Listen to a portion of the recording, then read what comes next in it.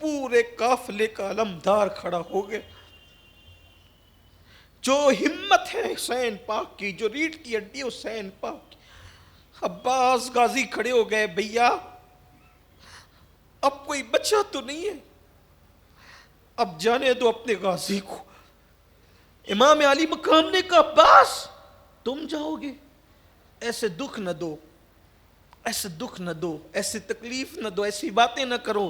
میں تمہیں کسی حالت میں جانے نہیں دوں گا. تم میرے لشکر کے غازی ہو، علمدار ہو، تم نہیں جانا ہے تم نے. ابھی یہ باتیں ہو رہی تھی کہ اتنے میں سیدہ سکینہ آئی. سکینہ نے کہا چچا آپ سے جو مانگتی ہوں آپ دیتے ہیں. دیکھیں نا بھائی علی اصغر پیاس سے کیسے بے چین. چچا آپ ہمیں پانی نہیں پلائیں گے؟ پانی 3 دن ہو گئے، پیاس سے بےتاب ہے چچا، پانی پلائیے. امام نے کربل کے میدان میں جانے سے روکا. غازی عباس، سیدہ سکینہ کہتی چچا پانی پلائیے، پیاس لگی ہے.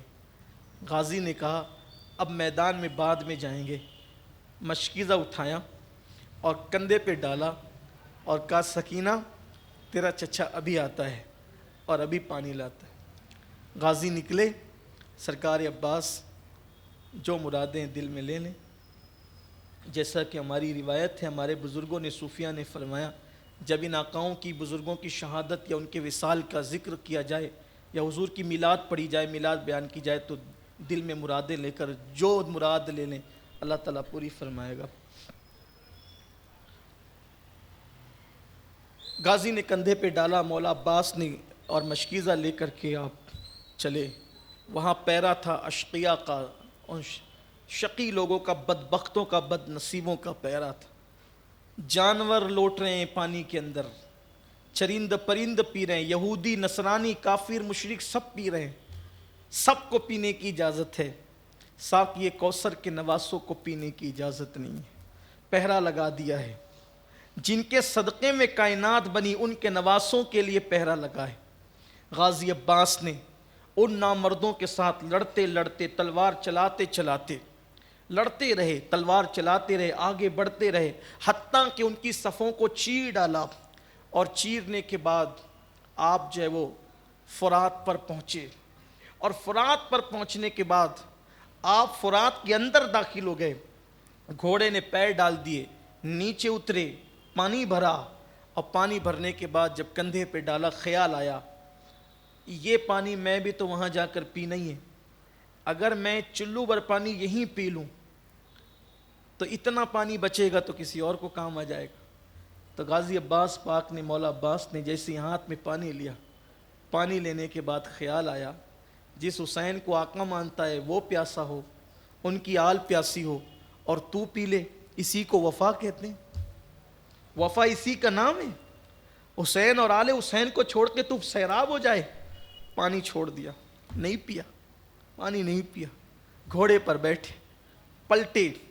جب پلٹ رہے تھے شمر ذل جوشن اس بدبخت پلید نے کہا خبردار، اس سے پہلے کہ عباس خیمہ اہل بیت کے قریب پہنچے وہ پانی گرا دو. اگر چند قطرے بھی پانی اس خیمے میں پہنچ گئے، دیکھا نہیں پیاس سے 3 دن کے نڈھالے بھوکے اور پیاسے، یہ حالت ہے، لڑنے کا یہ عالم ہے. اگر ان کو پانی مل جائے گا تو پھر یہ کیا کریں گے؟ ایک بھی بچ کر نہیں جاؤ گے، تمہاری عورتیں بیوہ ہو جائے گی، تمہارے بچے یتیم ہو جائیں گے. اس لیے پانی نہ جانے دو. خیمہ اہل بیت میں پانی نہیں پہنچنا چاہیے. اللہ اکبر. چاروں طرف سے ظالم دوڑے اور حضرت عباس پر حملہ کر دیا. عباس بائیں کندھے پر مشکیزہ ہے، دائیں ہاتھ سے مقابلہ ہو رہا ہے. ایسے میں ایک بدبخت جو ہے عباس کے بازو پر وار کرتا ہے. غازی عباس کے بازو پہ وار کرتا ہے. ابھی بھی کربلا میں وہاں قبہ بنا ہوا ہے جہاں غازی عباس کے بازو شہید ہوئے تھے. ابھی بھی وہ جگہ وہاں پر موجود ہے، نشانی موجود ہے. غازی عباس کا ایک بازو کٹ جاتا ہے. بازو کٹا، چاروں طرف سے گھیر لیا، دوسرے کندھے پر مشکیزہ ڈالا اور اسی ہاتھ سے لڑتے رہے، ان لوگوں کو جہنم رسید کرتے رہے. ایسے میں دوسرا بازو کاٹ دیا گیا. غازی عباس نے اپنے منہ میں مشکیزے کو دانت میں پکڑ لیا اور کوشش کی کہ گھوڑا دوڑائیں. خیمے کے قریب پہنچنے والے تھے، کچھ فاصلہ تھا کہ ظالموں نے کئی تیر ایک ساتھ چلائے۔ حضرت غازی عباس، وہ مشکیزہ چیرتے ہوئے تیر غازی عباس کے سینے میں پیوست ہو گیا، اور جیسی پیوست ہوا پے در پے تیر چلتے رہے، غازی گھوڑے سے زمین پر آئے۔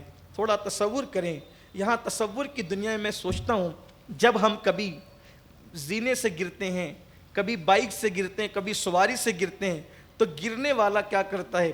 گرتے وقت وہ اپنے ہاتھوں کا سہارا لیتا ہے، تاکہ آپ کبھی بھی دیکھیں کسی کو اگر کوئی مارے، سر پہ مارے، جسم پہ مارے، تو وہ ہاتھ کو اپنا سہارا بناتا ہے، تحفظ کا ذریعہ بناتا ہے، تاکہ ہاتھ کے ذریعے سے اپنے آپ کو بچا لوں۔ ایسے گرنے والا بھی بائک سے یا سواری سے گرتا ہے تو وہ ہاتھ کو سہارا بناتا ہے تاکہ بچا لوں۔ ہائے ہائے، جس کے بازو پہلے ہی کاٹ لیے گئے، جس وقت وہ گھوڑے سے زمین پر آئے، عباس، غازی عباس گھوڑے سے زمین پر آئے، آواز لگائی، امام امام میری مدد کیجیے، ادرکنی یا امام، امام میری مدد کیجیے۔ امام علی مقام تک آواز پہنچی، پانی تو بہہ چکا تھا، آنکھ سے آنسو جاری تھے۔ امام نے آگے کہا، عباس میرے بھائی کیوں رو رہے ہو؟ کہنے لگے، جان جاتی اس لیے نہیں رو رہا ہوں، رونا اس پر ہے کہ سکینہ اور اصغر کی مراد کو میں پوری نہ کر سکا، ان کے میں کام نہ سکا، ان شہزادوں تک میں پانی نہیں پہنچا سکا۔ امام نے اپنی گود میں لیا، امام نے اپنی گود میں لیا۔ یاد کرو وہ دن 4 شعبان کا دن، 25 یا 26 ہجری تھی، تب گود میں آئے تھے تو آنکھ کھولی تھی، اور اب آنکھ بند ہونے والی ہے تو بھی حسین کی گود ہے۔ عباس اس غازی کا نام ہے۔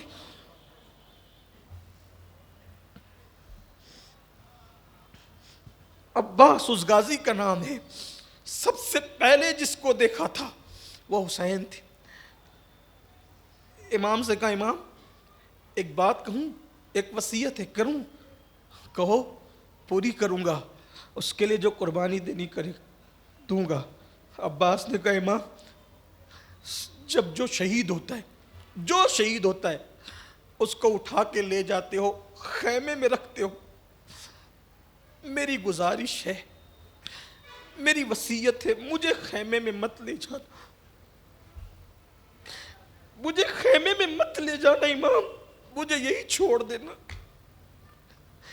جو انجام ہوگا، مجھے یہی چھوڑ دینا۔ امام نے کہا، کیوں؟ فرمایا، کہنے لگے، جتنی دیر تک میرا لاشا خیمے میں نہیں جائے گا اتنی دیر تک سکینہ کو صبر ہوگا کہ اب میرا چچا آئے گا، صبر تو ہوگا، لیکن جب وہ مجھے دیکھے گی کہ میں دنیا سے جا چکا ہوں تو شاید اس کے صبر کا پیمانہ لبریز ہوگا۔ حالانکہ اور بھی روایتیں ہیں، لیکن ایک روایت یہ بھی ہے۔ پھر امام نے کہا، میرے غازی میری بھی تو ایک مراد پوری کر، میری بھی ایک مراد۔ جب سے تو نے ہوش سنبھالا ہے کبھی تو نے مجھے بھائی نہیں کہا، ایک تمنا ہے غازی، ایک بار بھائی بول۔